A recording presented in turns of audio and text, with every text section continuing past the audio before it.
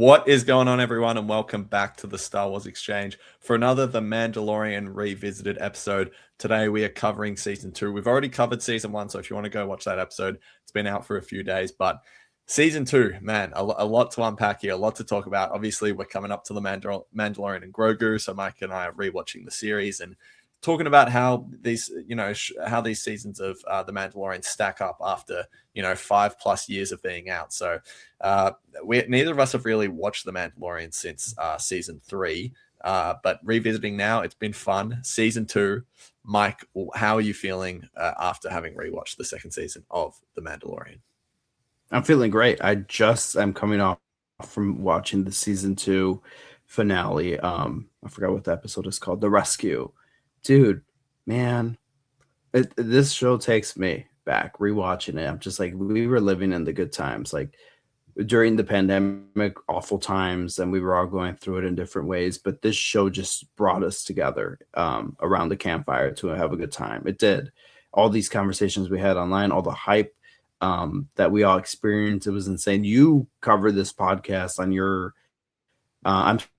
you covered the show on your podcast, and it's where you really started going the Star Wars exchange.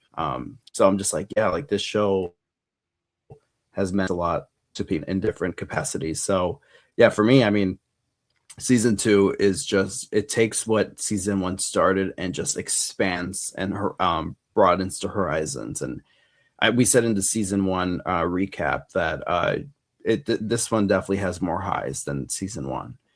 But it's only possible because season 1 opened the door and set up the foundation. And season 2, it's just like, all right, let's get freaky with it. Let's get like all these Star Wars characters that only if you watched the animated shows that you'll know. Which, for me, looking back, it was a cool thing, but also was like, I don't know. Like there was maybe one or two things that could have taken out of it. But other than that, it was great. I felt like they kept moving it along. I felt like Bo-Katan was awesome. Was like, oh my god, I mean, first of all, like how awesome, like that is like the most, like, I think at the time, and I don't know, I have to think about this one, but at the time it was like from Clone Wars to The Mandalorian to live action.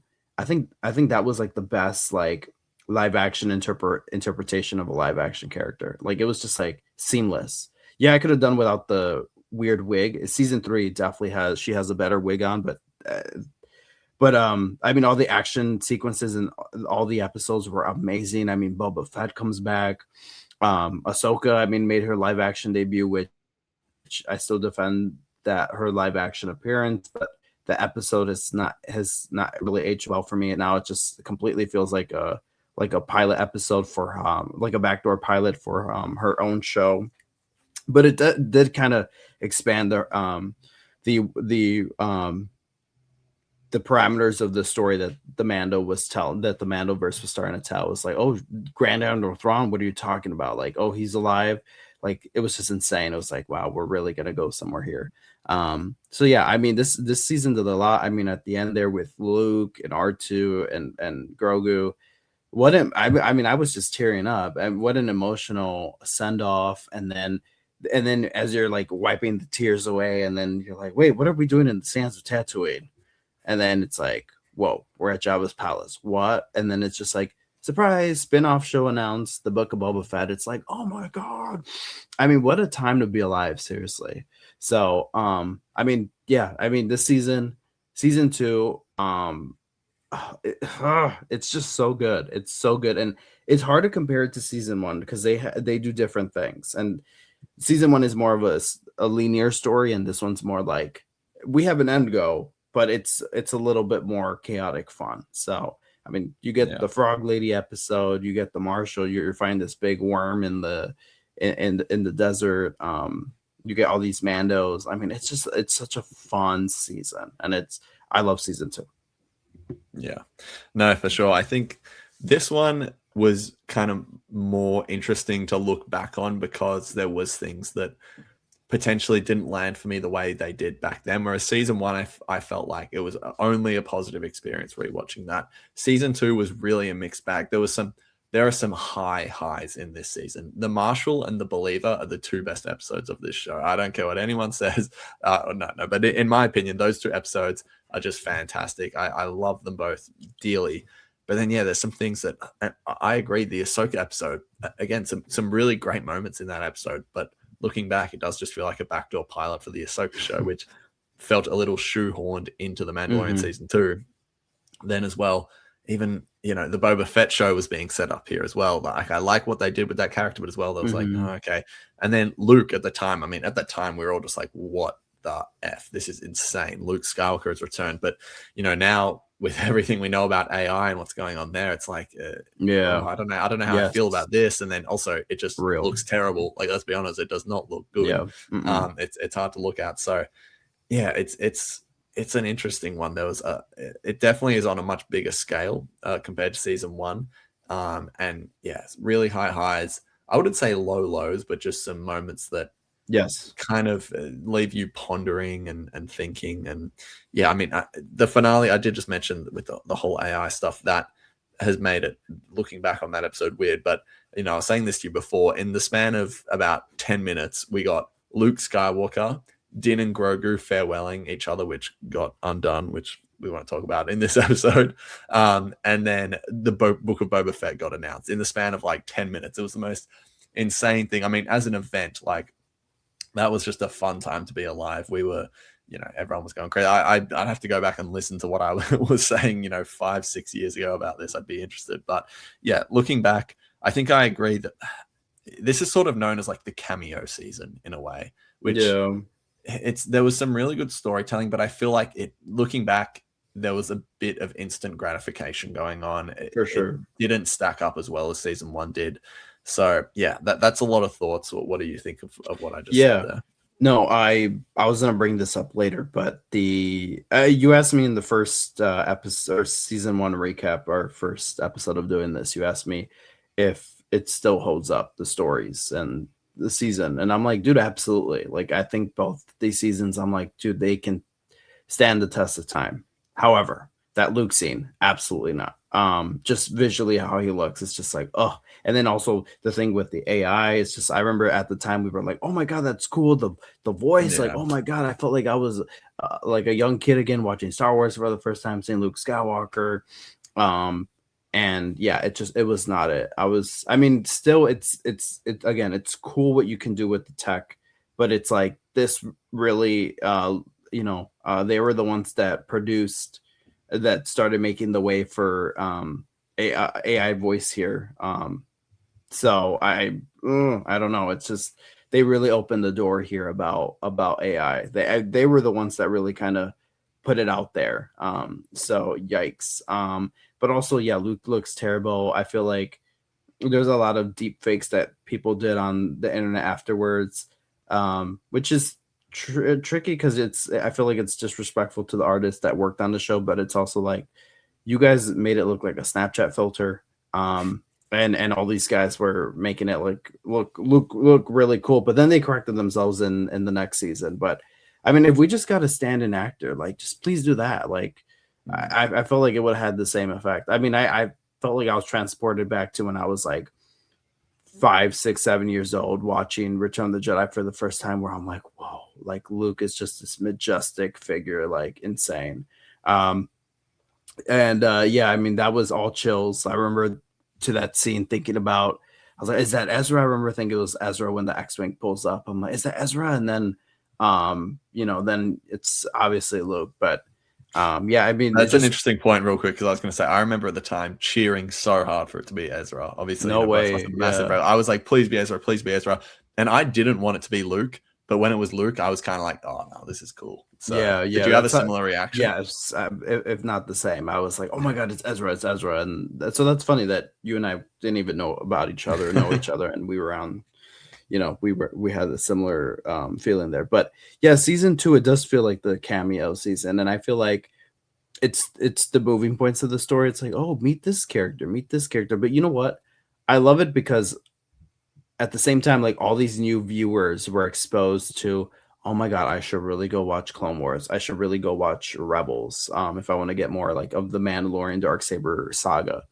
I should watch this. I remember all these people reaching out to me and family even to being like, should I watch the Clone Wars? Like, should I? And it was a gateway to other things. But then when you get to the Ahsoka episode, I feel like the flow of the show completely stops, because up before then it's like, yes, you have Bo-Katan, yes, you have Boba Fett like seeping his way into the story, but they don't override the story. Bo-Katan helps Mando from one point to the other. But the Ahsoka episode's so weird because she's like, I will train him. I will not train him. I will train him. I will not train him. And it's just like, okay, all right. And I you know what? It was just aura farming that whole episode. Yeah.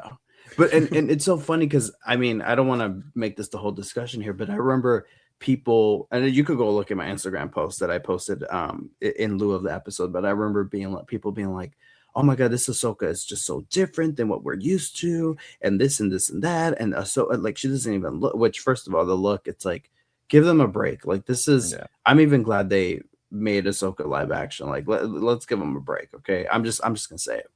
But people were like, she is so tonally different. Like, why is she kind of like just?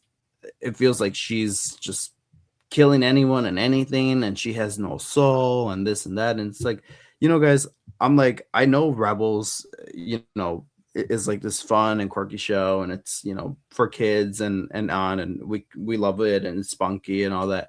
But it's like, yeah, Rebels didn't show us about, and when we saw Ahsoka, she was pretty serious. But I'm like, we don't see the Ahsoka afterwards, that we don't see how it impacted her, of her finding out that, yeah, Anakin is Vader. Vader is Anakin. Like, yeah, she always had maybe an inkling, but like to get the confirmation of that, like it changed her. And I love that. I mean, that's probably what Dave was going to do in his animated show for the Rebel sequel, but I'm just like, yeah, like I love that Ahsoka, because it's like, it's real. It's what I think. Imagine your best friend, your brother, your sister, like turned out to be this crazy thing, and it's like, how are you going to react to it? Are you still going to be jolly and be like, yeah, I'm Fulcrum, yeah, I'm Ahsoka the Light, I'm Ahsoka the Wolf? It's like, no, dude, like naturally you're going to go through some crap. So yeah, I remember being one of those people being like, guys, we don't know the Ahsoka after she finds out. Like, if you remember the World Between Worlds episodes, she goes back to that moment. Yeah, so, and it had been like 10 years. Yeah, so it's just like, you don't know. And I love the Ahsoka series addressed all that, and we saw her kind of make full circle. But anyways, I just want to get that out the way. But the whole episode, it's very reliant on Ahsoka. I don't like that we started the episode with Ahsoka. I wish it was Mando meeting Ahsoka. That's the way we were introduced. Because imagine if the third episode with Bo-Katan, if the episode just started off with her, and it kind of makes sense in the sense of the Mandalorians, and this is a Mandalorian show, but the way Ahsoka starts off with the episode, I'm just like, this does a lot for me. But let's say my mom or dad watching that haven't seen the Clone Wars, and they're like, what is going on right now? Like, what happened to the Mandalorian and Grogu? Like, what's going on? Yeah. But a lot of important stuff happened in the episode. But it ended up just being this backdoor pilot for Ahsoka, which on a rewatch, again, I think the episode is fine. I really like a lot of moments in the episodes. But oh my God, like it just feels like almost a stick in the mud, where it feels like we're going on good speed, and then we get that flashing light, and it's like, oh, we got to slow down. Like the radionium's about to explode. We got to slow down. And it feels like that's what this episode is. It's just kind of like, okay, I guess. And it's also, it's way too long. I would have cut out a lot of scenes from it. But anyways, again, other than that, the Marshal is fantastic. It was, I think, the show's first use of like IMAX cameras, which amazing transition when they start going into the IMAX scene. The Believer, oh my God. Yeah. Fantastic. And again, the rescue, I mean, another fantastic episode. And this season, the only low points I can think of is a little bit of the Ahsoka episode, some things in the Frog Lady episode, and that is about it.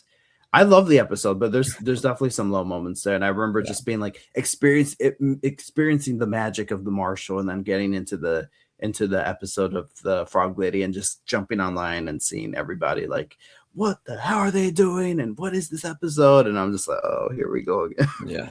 Well, yeah, let's go back to the Marshal then, because that's what kicked this all off, coming off of a pretty big high in season 1. Yeah, when I was up on rewatch, I was like, this is the best episode of the show. Once I got up to it. Admittedly, when I got to the Believer, I was like, actually, no, this is the best episode.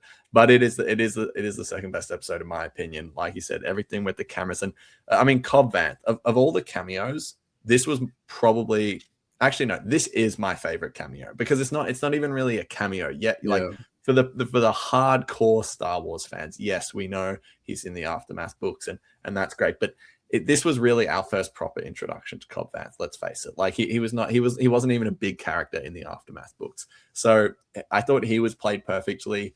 Again, there's just a bit of like backdoor piloty vibes with him setting up like the Boba Fett stuff, but even still, it still made sense to the whole story. And I just loved the way he was played, everything like that. The whole episode is just nonstop fun, and it's not totally connected to this overarching story super directly, but you know, everything with the crate dragon, that we really start to see the Mando's relationship with the Tuscans, which is super fun. Overall that one's just a banger. And let's just kind of like focus on these first half of the episodes. The Passenger, I talk about in our season 1 episode. The Passenger is season 2's The Sanctuary, which is episode 4, where Mando goes to like sort of the farm and meets the widow and all that. It's a vibe. At the time, and there's, you know, I did a podcast on it. I did not like the episode because I was like, it just completely halted the momentum of the show and all this stuff. But looking back, man, Frog Lady is hilarious.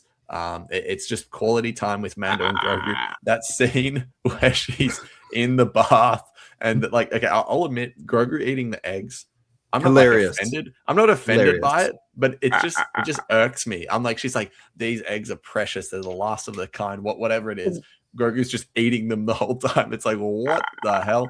But yeah, good impression there. But no, yeah, Frog Lady, we love. Introduce more of the, I think this was them as well, kind of trying to set up Rangers of the New Republic, which never happened. So, but yeah, that episode's a vibe. The Heiress, I like that episode, but again, it felt like this is very much meant to be like the Bo-Katan episode, introducing Bo-Katan. Here she is. But and honestly, I kind of forgot about those 2 other Mandos are in it, especially the one played by, I think it's like the WWE woman. I forget her name. Oh yeah, Costco Reeves. Yeah. I was like, yeah, she was cool, but she was bad. Yeah, no, like I liked that episode, and then the Siege. Okay, yeah, wasn't crazy about that one. So like I said in our previous season 1 episode, the highs are high, the lows, it's not that they're necessarily that low. Like the Passenger, the Heiress, the Siege, all solid episodes. I enjoyed on rewatch, but yeah, it wasn't quite reaching the highs of season 1.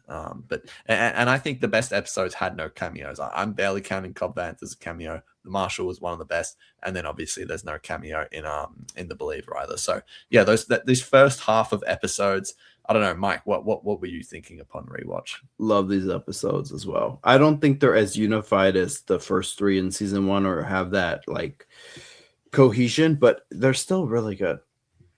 The Marshal, I have great memories with this. It was just my birthday. I forgot how old I was turning. I think 22 or 20. No, I was 22, and was on the phone with a whole bunch of friends, and we just like were rewatching season 1, and then we waited till 2 a.m. and then we watched that one, and it was like, oh my god, it just changed the game for the Mandalorian. Like, and I felt like Jon Favreau and Cole, in the best way possible, they were taking a victory lap from their success from season 1. And you could tell there was more focus shots on Grogu. It's like when they were filming season 1, maybe they had an inkling, but they certainly did not know that Baby Yoda was going to become the global phenomenon that he ended up becoming. Yeah. So you definitely got some more scenes with him in the Marshal and all that. And I feel like season 2 was, not season 2, I'm sorry, episode 2 of season 2 was definitely the episode where they're like, you know what, let's give people what they want, more Baby Yoda antics. So, oh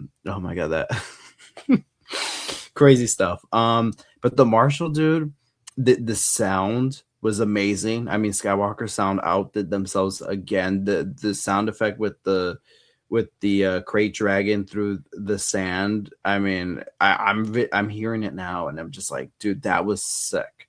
And then same with the visuals of it, and dude, the whole intro sequence of Mando walking in with Baby Yoda walking down in a dark street, and you just hear the Mando music come on a little bit. It's like a slow build up, and then when he's fighting in the wrestling ring or whatever, it's just like, dude, that was great. That was great. So I don't know.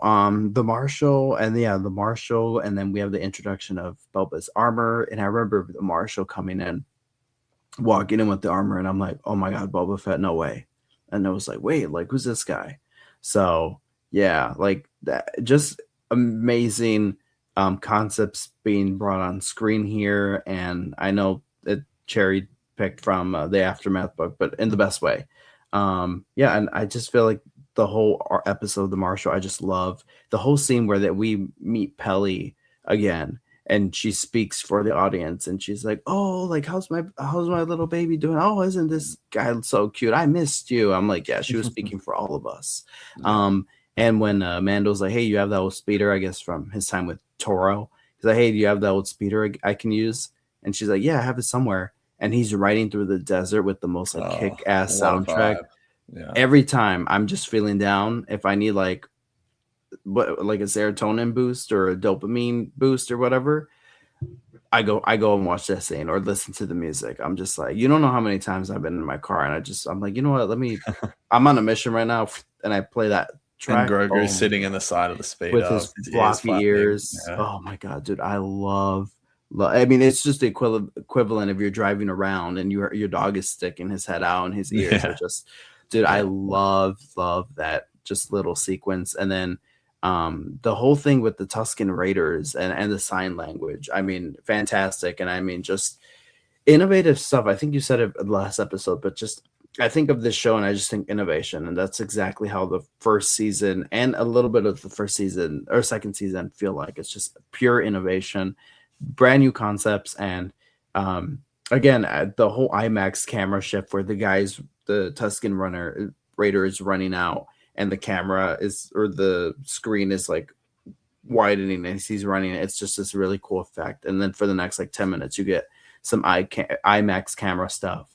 And then when Mando is riding off underneath the Tatooine sunsets, and the camera starts going back down like a Western. Oh, so good. So many good things. And then the tease with Boba Fett at the end is like, what? So yeah, there are a lot of good stuff from the Marshall. The Passenger, yes. I remember watching the episode clearly and just being like, wow, well, that we definitely took a stop on things. I wanted, some more things on Boba Fett. I wanted to see where we're going, and it just completely did feel like we stopped the train. We're like, we're gonna stop and take a bathroom break. But there's a lot to appreciate from the episode. On rewatches now, I really appreciate the X-wing pilots, their inclusion in the story. I just love the kind of sit down we kind of have with Mando, and I mean, this is just I think of this episode as the Grogu episode. This is the episode where they definitely were like, you know what, let's give him more Grogu. And I mean, just the eating of the eggs is so hilarious to me. And I love in the Harris that Mando's like, when Mando drops him off with the frog lady and her husband, he's like, behave and mind your manners, and you know what I'm talking about. And I'm just oh god, I'm gonna jump in for a sec. Yeah, you talk about the Grogu episode. That was the introduction of the Grogu theme, I'm pretty sure, if I'm not mistaken. Yes, you are right. The shot of him of where it's looking into the the egg basket or whatever, and his head is like really big. Yeah. Oh my god, it's such a vibe. But also, like, it's one of those things that you don't think about until you're just sitting there watching the full show.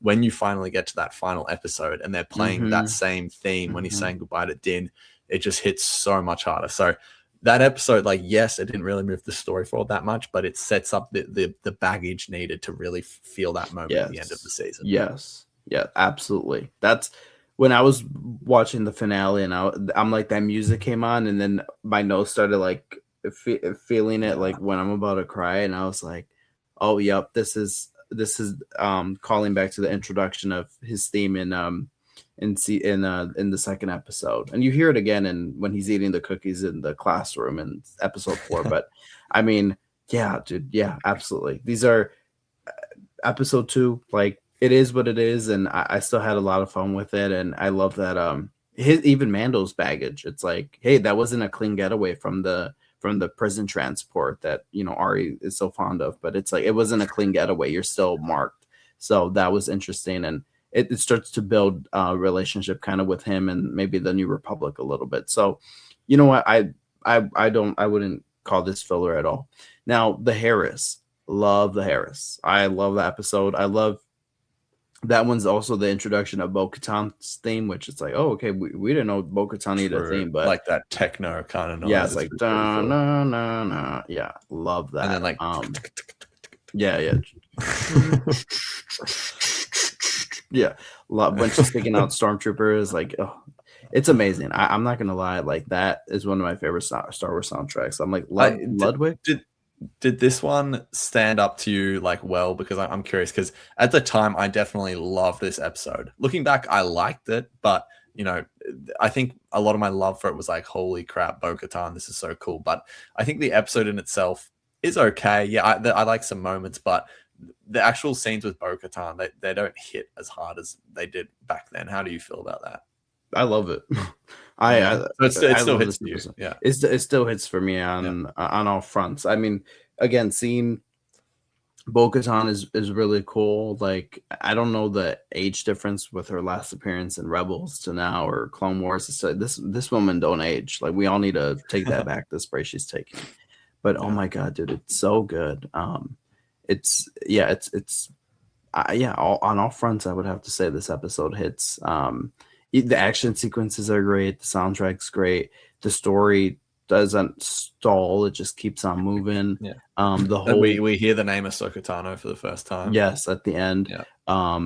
And then even the beginning of the episode with the Mon Calamari with the sweater on, he's just like, I know that guy. That's honestly one of my favorite things of the episode. And he's like, fix it. No, but I can make it fly. It's just like, that feels like a moment that we would have gotten only like in Rebels or something. And I love the whole re-entry of the craft in the atmosphere, and it right when it's gonna land on the platform, it just falls into the ocean. Fantastic. But the action sequences were great, and then the end there with "Long Live the Empire" is like, ooh, Moff Gideon. Okay, like, interesting. Like, we know he's alive, right? We know he's alive, but seeing him appear in hologram there is like for the first time in the show, or like appear in season 2. It's like, oh, okay, he is alive out there. No, for sure. And so the siege as well. Like, this one to me, it didn't like. Yeah, it's not one that I'm like, whoa, what an episode. It hit hard. It was sort of just another one that was like, yeah, okay, that was a bit of fun. I like that the myth role comes back from like that first episode. We're like, what the hell is this guy doing back here? But he's a bit of comic relief. I like seeing Navarro, and like, it was really sort of, developing the Carl Weathers character. So yeah, and then of course, like the whole like, oh, was that Snoke? Like, what was going on in those cloning tubes? So that one sort of progresses the story in sort of not as much as with a rapid pace. Sorry, I'm trying to say. But yeah, a bit of fun. How did you feel about it? I love this episode, and every time I watch it, I'm just like, it feels like it's the first time I'm watching it. I love this episode. There's so much to unpack, and so much. I just love the pacing of it, and it's so much. It's just fun. Like, there's so much to enjoy about it. I mean, at the beginning, you get the reunion between all the characters, and which is great. It has like a season vibe, almost season 1 vibe to it almost. And also seeing a Grogu in the classroom, what used to be the place where, it was like the bar, the cantina, and seeing Grogu in the classroom and eating those cookies. I mean, how much more iconic can we get than that? And yeah, the whole sequence with the Imperial base facility, great stuff. And I mean, the chase scene at the end there with then the TIE fighters coming in, I'm like, again, only something Rebels could have done. And if we get this in live action, it's like, dude, great. And the foot drag moment with the scout trooper coming down on the speeder bike, and he just does the little foot drag that I think they do in Return of the Jedi or something. I'm like, dude, that is fantastic. The aircraft scene was great in terms of like the TIE fighters. And then when Mando comes in with the Razor Crest, and he's just spitting and then Grogu ends up throwing up. Like, there's a lot of scenes in this episode that I love. I just honestly, every time I rewatch the show, I like look forward to this one almost the most. Like, I know that it's just kind of a longer runtime, but it has a nice flow, and I know I'm just gonna enjoy the fun, whether it's the comedic banter or the great action sequences. Or I completely forgot about the cloning lab. For a second, I'm like, wait, am I watching Bad Batch? But it was like, oh my god, Pershing in there. Pershing. No, it's the first time they realized that Moff Gideon is alive. So they were like, wait, when's that recording from? And because you forget that they think that he died at the end and it sets up Cara Dune as a marshal. And it also sets up anywhere. No, and it also sets up is this the episode where they end off with Moff Gideon on the cruiser? Yes, they show his they show him on the cruiser. Yeah, and you get that you get that sort of like sound effect that like almost the Dark Trooper theme there. Yes. Yeah, so I mean, this episode, The Siege, is a lot, and it's a lot of fun. That's why, like, I feel like I have a great pace with it, and then when we get to the Ahsoka episode, like, everything just stops. Yeah, no, I agree. The Ahsoka episode, it's one that I kind of feel similar to the Heiress with it. Like, like you shared your thoughts, and I think I agree. Where it's like you want the show to kind of keep pushing forward, but it's like, no, here's season 1, episode 1 of the Ahsoka show, and it's like, really, like, and obviously at the time, at least I was losing my mind. I was like, this is unbelievable. This is so of cool. Course, there was definitely like some things like around the edges, like, why aren't the Montrals or whatever they're called, why aren't they longer? Just some weird interactions with Ahsoka where I get that they were like trying to like really like show, this is the Ahsoka we all know and love, but when Din's like, come on, kid, like, take the ball, and then she just walks up to him and she's like, Grogu, and it's like, why are you being a Karen right now? Like, it's just like it was like, oh, I'm gonna correct you. I don't know, it was just looking by, I enjoyed it on rewatch, but it's definitely not, it didn't hit the same way it did back when it first came out. And I gotta say, I feel the same way about this next episode, The Tragedy. I think this one was cool, but I think visually, man, it's just, I don't know why they didn't go into the stick to the volume. Like, Tython just was not it. It was like, you could tell they were just filming out in the hills in California there. There's some great moments. Obviously, this is like the proper return of Boba Fett. Awesome action sequences, don't get me wrong. The Razor Crest going down. This episode really sets up the final 2 well. But yeah, looking back, it wasn't one that I was like, whoa, that was incredible. I remember I was buzzing when I saw that for the first time. I thought it was the coolest thing ever. But yeah, looking back, didn't really stand up as well, which is that's why I sort of at the top of the show I was saying there felt like a fair bit of instant gratification in this season, and maybe it's all just like coming down from the high from originally watching it and not having that same reaction. Maybe I'm just dealing with that, and all these episodes I'm sort of mildly critiquing. I enjoy them all. It's just I'm not going to lie to myself and say I'm enjoying them as much as I did back when they originally came out. So, and that's how I felt about The Tragedy. It was cool, it was fun, but probably didn't get that same reaction that it initially had. How did you feel about The Tragedy? Well, when I got to the episode, which I was like, finally I can move on from the Ahsoka episode, I was like, what is The Tragedy? Oh yeah, the Razor Crest getting blown up. I'm like, oh wait, no, this is the episode where Grogu gets abducted. Yeah. Completely forgot. But yeah, visually not the best episode. Action sequences were a little bleak. Kind of like visual noise. I got bored a lot with the fighting. Fennec was cool, but some of the shots did a disservice to her, like some of the editing, like what's his name? Well, by the way, we forgot to shout out that Carl Weathers directed The Siege, which is great because he directed and acted in it. But what's his name? Robert, the guy Rodriguez. Rodriguez, right? Yeah. I mean, I kind of like his style a little bit. It's a little edgy, but some scenes it worked where the editing was like very quick and very cut. And other scenes it didn't work. I'm thinking of Fennec kicking that boulder, and it just looks so fake. When she's kicking that rock down or boulder and it comes towards the stormtrooper, but like she kicks it and you're seeing, and then it cuts again to her kicking it, and then it rolls down. I'm like, that was a little awkward. But I thought it was convenient. I never picked up on this, but I thought it was a little convenient about, because it's like, oh my god, eye candy, Boba Fett. Oh my god, Slave One. Can we save Slave One, or is it Boba Fett starship? Oh, fire spray gunship. Oh, fire spray gunship, right? So, anyways, you see the Slave One coming in, and it's like, oh my god, oh my god, oh my god. But it's like, wait a minute, like how convenient that we were on whatever planet Ahsoka was on with Mando. Yeah. Boba Fett didn't stop him there, and he was there for a while. Okay, he was there for a while, and he got to Tython, and he was there for 15 minutes, and then Boba Fett pulls up, and then the Empire pulls up. It's like, wait, you mean to tell me that he was on whatever planet Ahsoka was on for like 2 days, and nobody stopped to say hello? Like, what is there an explanation? Did you get the same vibe? Like, yeah, not as much, to be honest, because I feel like that's a lot of convenient storytelling happens a lot in Star Wars. So this is too convenient, though. I understand it though, for sure, and I feel like there is a bit of that in season 2 in general. I'm not one of those people where I'm like, oh, that was convenient, or because I listen in my head, there's a lot going on that I could just be like, yeah, okay, got it. But this was way too convenient, right? I'm just like, yeah, whatever.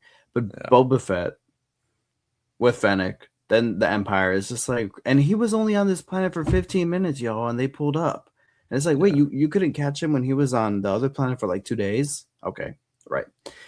Anyway, and even those long scenes in the Forest with Ahsoka and Grogu, I'm like, would have been a great time for Boba Fett to catch up with him. Same with the Empire, but whatever. But yeah, the Boba Fett stuff here was great. Tamora Morrison reprising his role officially as Boba Fett, because up to that point it was just Jango, and then he voiced Boba in games. So to see him finally become Boba Fett was great. Oh yeah, it was fantastic. No, I've been watching Tamora Morrison interviews because I'm just like, that guy is just absolutely hilarious. Because, I'm trying to think of the best way. Boba wasn't as slim as we remember him being, but there's nothing wrong with that. Shame on you. It was what it was, but it only reminded me because I remember there was an interview at Star Wars Celebration where Tamora Morrison's being interviewed, and he's like, I had to get the trainer to come and help me out because some of these fans were calling me Boba Fett. And it just reignited that memory of that whole discourse around it. And so, like, anyway, but to be honest, like, for his age and everything, got himself, he said he cut back on the beers. So yeah, he got himself in great shape, especially when Book of Boba came around. So yeah, but let's talk sorry, you go. I was just going to close off on this moment. Yeah, Razor Crest. Oh, wait, the abduction here with the droids, the music. I know we already said, but I mean, it was Moff Gideon's music. But when they're coming down and they steal Baby Yoda, like, yeah, a lot of tragic things happen, and it felt like there was a moment where at the end we recruit Cara Dune, and then we're gonna get into the Mayfeld story. But dude, I mean, I just want to say again, tragedy. Visually not the best, and there's some moments where I'm like, ugh. But even with Boba Fett and Fennec, I love the whole damn thing. I can't lie, I love the whole damn thing, and it still holds up to this day. So now, The Believer. Fair enough. Yeah, no. Actually, no, I'm just remembering Razor Crest. We'll talk about that more in season 3, actually, because I say they're going to undo that whole thing. But at the moment, that was one of the moments that actually hit on rewatch. I was like, damn, Razor, like that was a tragedy at the time. Obviously, so was Grogu being abducted. But yeah, The Believer, the best. Remember, I'm just thinking about this. Sorry, I'm great. I'm glad we're doing this because looking back, it's hilarious. I remember everyone that bought the HasLab like Razor Crest. They were all so excited. They paid like $600, $800 for this like big thing, and then it got blown up in the next week, and people were like, "Really? I just paid all this money?" Yeah, hilarious. Oh no, sure. Okay, The Believer. We're fine. We got all our tragedy thoughts out. Time for The Believer. Look, man, First of all, do you agree that this is the best episode 100%, of the show? 100%. Yeah. This is the best episode of The Mandalorian. It just hits on so many levels. And Bill Burr, man, he's not even an actor. And look at what he's doing in this episode. Like, it's just so that whole sequence between them getting suited up in the Imperial armor, but in between, and then the pirates eventually attack. That whole conversation they had, so well written by Rick Famuyiwa, I believe, who also directed the episode.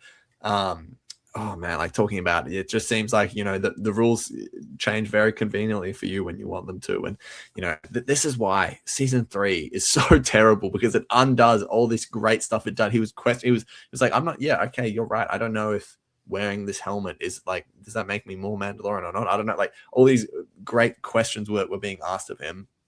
That stuff was fantastic.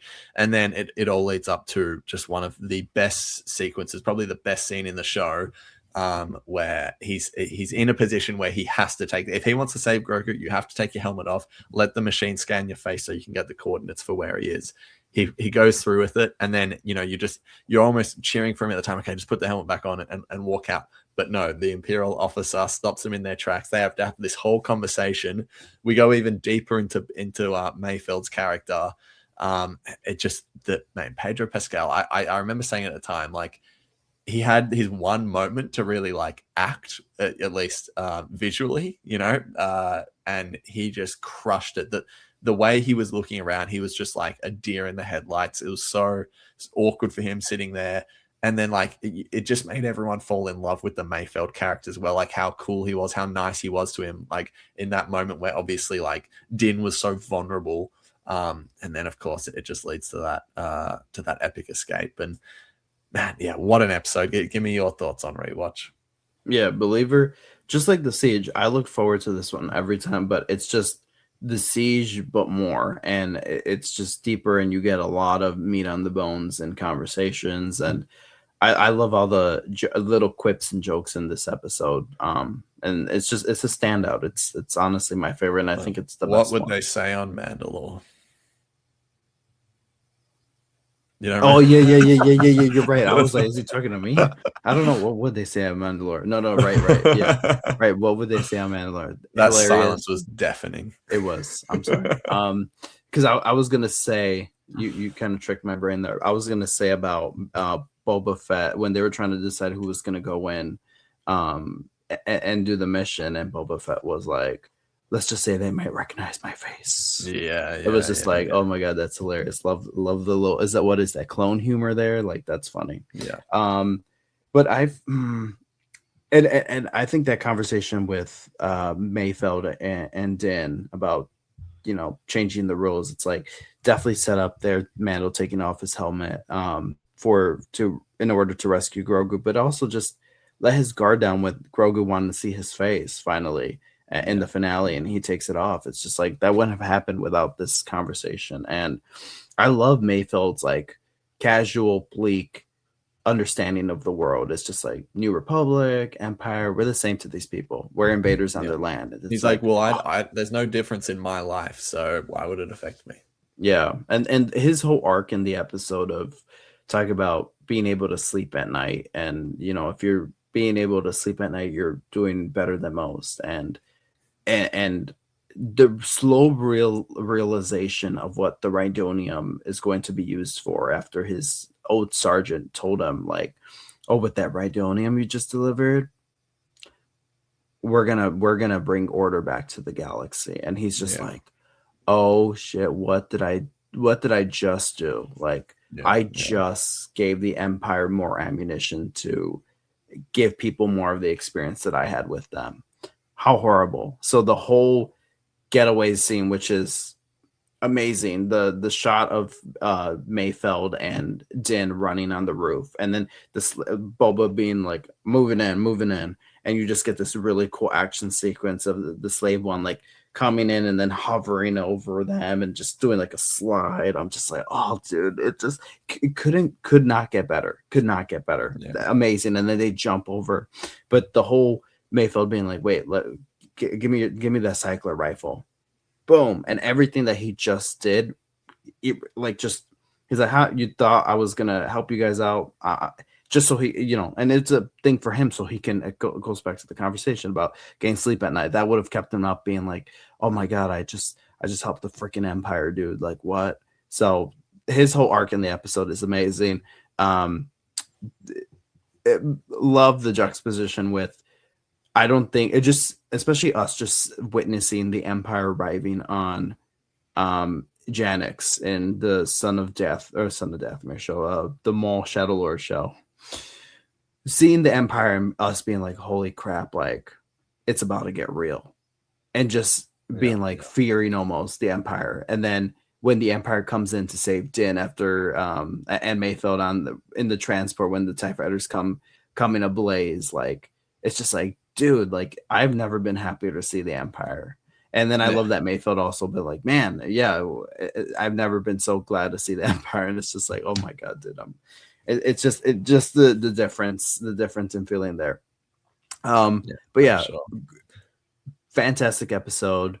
It's so deep. I love the way the episode starts out, and we kind of get that same rhythm that we do, the same beats from the prisoner episode with Mayfeld, and just him on the, oh my God. You just if I took a shot every time you mentioned the prison episode, you would be up 7 right now. You would be up 7. But anyways, Believer, hands down, best episode. Oh, for sure. And there's also just that little bit of fans. I thought this was like fan service done well, where Boba drops I forget the name of the bomb, but the one seismic charge. The seismic charge, drops the seismic charge, and that into the TIE fighters. That one's awesome.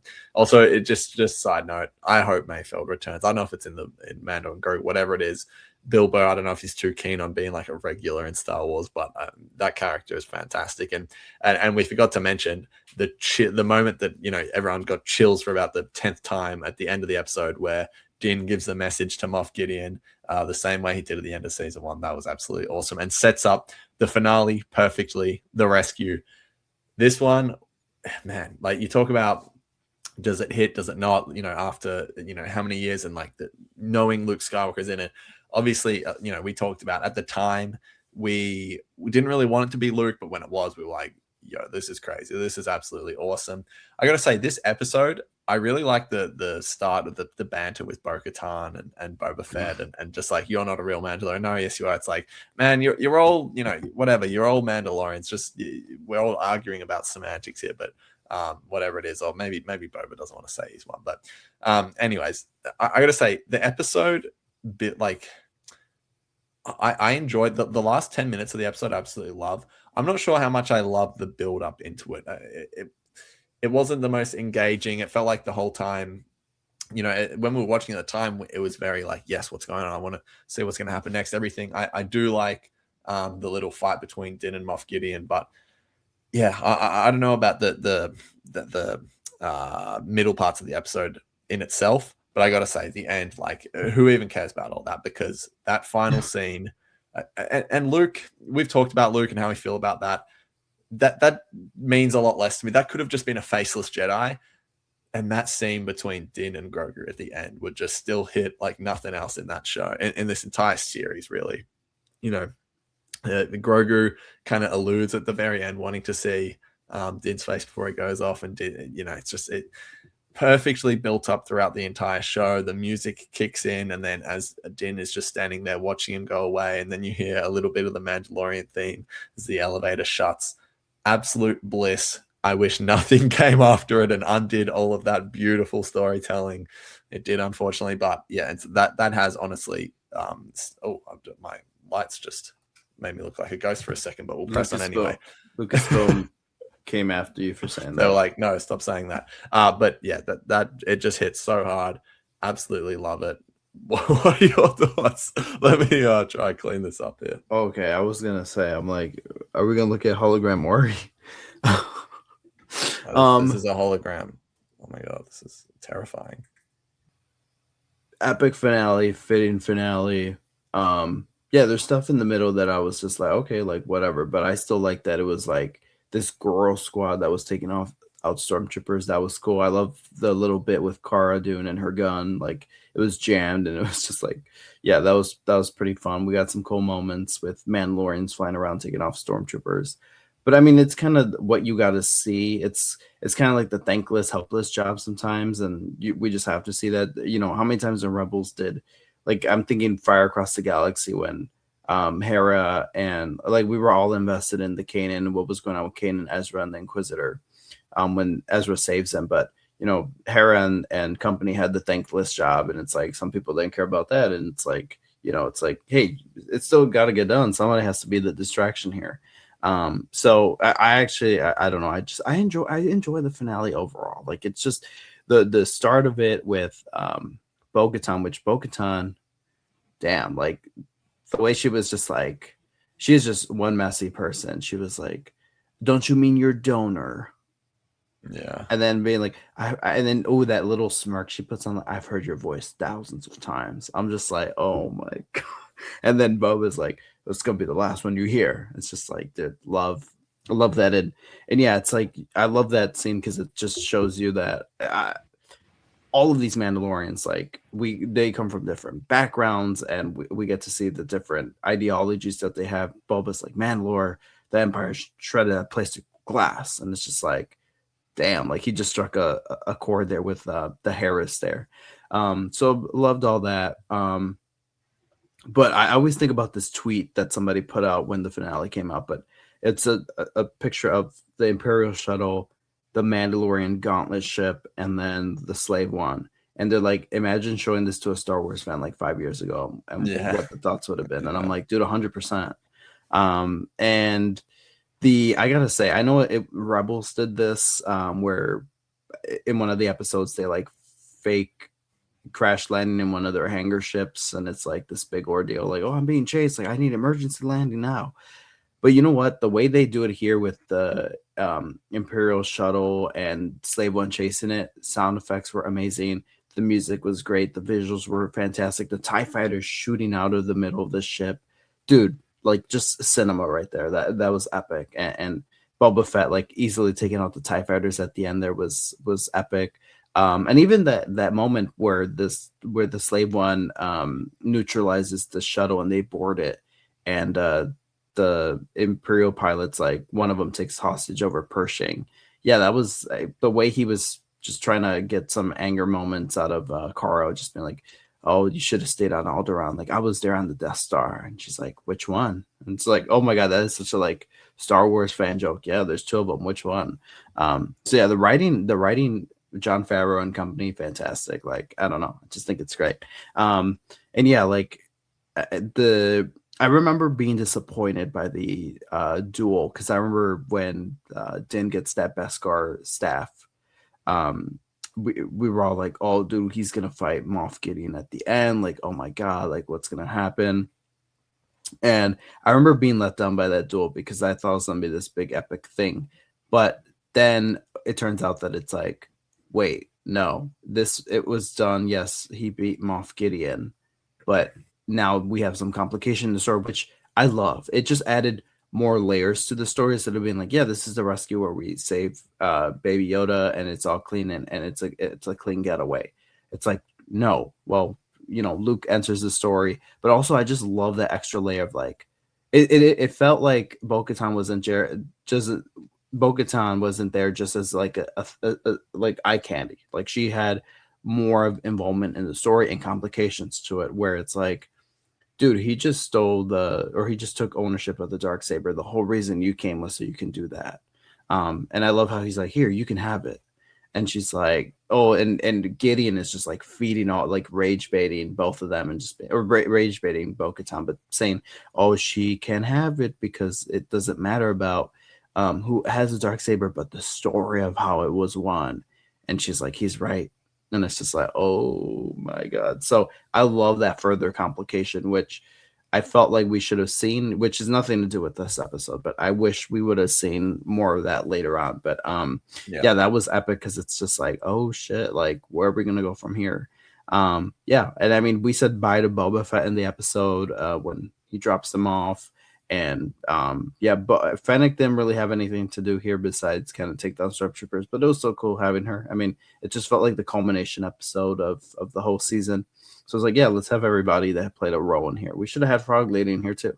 But yeah, I mean, the Moff Gideon. I mean, I don't know what else is there to be said other than like it was really fantastic. We already addressed the Luke stuff with the AI, but yeah, I mean, it's just interesting to me that they were all told that it was Plo Koon, which is like okay, classic Plo Koon. yes, and yeah, the Din and Grogu stuff so emotional, and I love when Din says it 2 times. He's like, "Open the doors," and yeah, you finally get Luke there, and the music. I mean, what hasn't been said already about this finale, especially about that final scene there? So yeah, breathtaking for sure. And I mean, when I first watched it, I felt like I was a little kid watching Star Wars again, and I still kind of get that appeal now, but it's a little bit more like, I don't know how I feel about all that. Yeah, I think like, yeah, overall, like, it set up a lot, and at the time we can sit back and we really enjoyed it. But yeah, it's the setup is it was a great setup. Even looking back now, knowing what happens, I'm like, yeah, I love the way that they set this up. It's what's going to happen with Moff Gideon, what's going to happen with the Darksaber, Bo-Katan. Is Grogu going to go off with Luke? Are we going to see that? Like all that stuff. Obviously, we didn't really love the way they followed through with all that stuff, but even ignoring that for a second, you can still sit back and enjoy this episode for what it is. And the setups or how they did or did not pay off, we will obviously discuss that in the season 3 revisited episode. Yeah, absolutely. For sure. Well, yeah, that pretty much wraps us up. But yeah, before we do, I think we've already said that this is our favorite episode is The Believer, of course. We both said in the you said that season 2 is your favorite season. Did you stand by that after this discussion? No, I said season 1 was my favorite. You said season 2? That's season 1. Did you? We'll have to run back the tape because I'm pretty sure you said season 2. I said season 1. You said both, but I mean, yeah, season 2 is close in second. Like I need, like, here's the thing. I need both. Like you said both, but I'm gonna be clear, and I'm not gonna cheat out the answer. It's not a cop out. I'm gonna say season 1. However, both seasons go hand in hand very well. It's just like this. Season 2 is like right underneath. Yeah. Fair enough. Well, this is obviously building up to Mando and Grogu. We can't wait to cover that one come out. We've still got season 3 to talk about. That's going to be an interesting episode. Obviously, season 3 didn't go the way we wanted it to, so we'll see how we go on that one. But until then, you can follow Mike at _Star Wars. You can follow me at Star Wars _Exchange. We'll see you on the next Mando Revisited. Until then, may the Force be with you, and we'll talk then.